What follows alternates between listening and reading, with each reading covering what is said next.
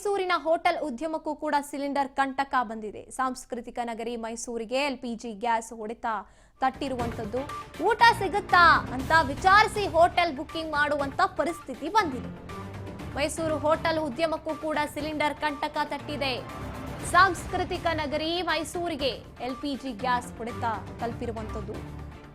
ಊಟ ಸಿಗುತ್ತಾ ಅಂತ ಹೋಟೆಲ್ನ ಕೇಳಿ ಅದ ನಂತರದಲ್ಲಿ ಬುಕಿಂಗ್ ಮಾಡಿಕೊಳ್ಳುವಂತ ಪರಿಸ್ಥಿತಿ. ಖಾಸಗಿ ಕಂಪನಿಗಳಿಂದ ದುಬಾರಿ ಬೆಲೆಗೆ ಗ್ಯಾಸ್ ಖರೀದಿ ಮಾಡ್ತಿದ್ದಾರೆ. 50% ಹೋಟೆಲ್ಗಳು ಬಂದ್ನ ಭೀತಿಯಲ್ಲಿ ಇರುವಂತದ್ದು. ಪ್ರವಾಸಿಗರ ಸಂಖ್ಯೆ ಇಳಿಮುಖವಾಗಿದೆ ಹೋಟೆಲ್ಗಳಿಗೆ.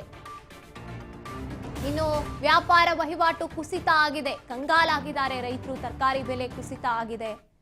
ಬೆಳೆಗಾರರಿಗೆ ಕೂಡ ನಷ್ಟ ಆಗ್ತಾ ಇದೆ. ಸುದ್ದಿಗೋಷ್ಠಿಯಲ್ಲಿ ಹೋಟೆಲ್ ಸಂಘದ ಮಾಲೀಕರು ತಮ್ಮ ಅಳಲನ್ನ ತೋಡ್ಕೊಂಡಿರೋದು ಈ ರೀತಿಯಾಗಿ.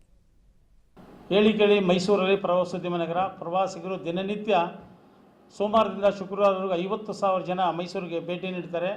ವೀಕೆಂಡಲ್ಲಿ ಲಾಂಗ್ ವೀಕೆಂಡಲ್ಲಿ 1.5 ಲಕ್ಷದಿಂದ 2 ಲಕ್ಷ ಜನ ಮೈಸೂರಿಗೆ ಭೇಟಿ ನೀಡ್ತಾರೆ. ಇಂಥ ಸಂದರ್ಭದಲ್ಲಿ ಪ್ರವಾಸೋದ್ಯಮ ನಗರ ಮೈಸೂರಿಗೆ ಪ್ರವಾಸಿಗರು ಬರೋದೇ ಹಿಂದೆ ಮುಂದೆ ನೋಡುವಂಥ ಪರಿಸ್ಥಿತಿ ನಿರ್ಮಾಣ ಆಗಿದೆ. ಈಗಾಗಲೇ 50% ಪ್ರವಾಸಿಗರು ಊಟೋಪಚಾರ ಸಿಗುತ್ತಾ ಇಲ್ಲವಾ ಅಂತ ಹೇಳ್ಬಿಟ್ಟು ಕೇಳ್ಕೊಂಡು ರೂಮ್ ಬುಕ್ ಮಾಡ್ತಾ ಇದ್ದಾರೆ. ರೂಮ್ಗಳು ಈಗಾಗಲೇ ಬುಕ್ ಆಗಿರೋ ಸಾಕಷ್ಟು ರದ್ದಾಗಿದ್ದಾವೆ.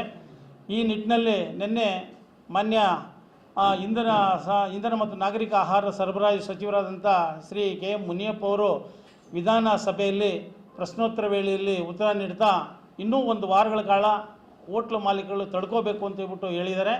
ನಾವು ತಡ್ಕೊಳ್ತಾ ಇದ್ದೀವಿ, ಆದರೆ ಸಾರ್ವಜನಿಕರಿಗೆ ಪ್ರವಾಸಿಗರಿಗೆ ನಾವು ಊಟೋಪಚಾರ ಕೊಡೋದು ಹೇಗೆ? ಈಗಾಗಲೇ ಮೈಸೂರು ನಗರದಲ್ಲಿ 10% ಮುಚ್ಚಿದ್ದಾವೆ. ಅದು ಮುಚ್ಚಿಬಿಡ್ತಾ ಇತ್ತು. ಹೊರಗಡೆ ಪ್ರೈವೇಟ್ನವರು ಗ್ಯಾಸು ಸ್ವಲ್ಪ ದುಬಾರಿ ಬೆಲೆ ಆದರೂ ಪರವಾಗಿಲ್ಲ ಅಂತ ಹೇಳ್ಬಿಟ್ಟು ಪ್ರೈವೇಟ್ನವರು ಗ್ಯಾಸ್ಗಳನ್ನ ನೀಡ್ತಾ ಇರೋದ್ರಿಂದ ಅದು ಹೆಚ್ಚಿಗೆ ಮುಚ್ಚೋದಕ್ಕೆ ಆಗಲಿಲ್ಲ. ಇಲ್ಲ ಅಂದರೆ 50% ಮುಚ್ಚಿಬಿಡ್ತಾಯಿದ್ರು.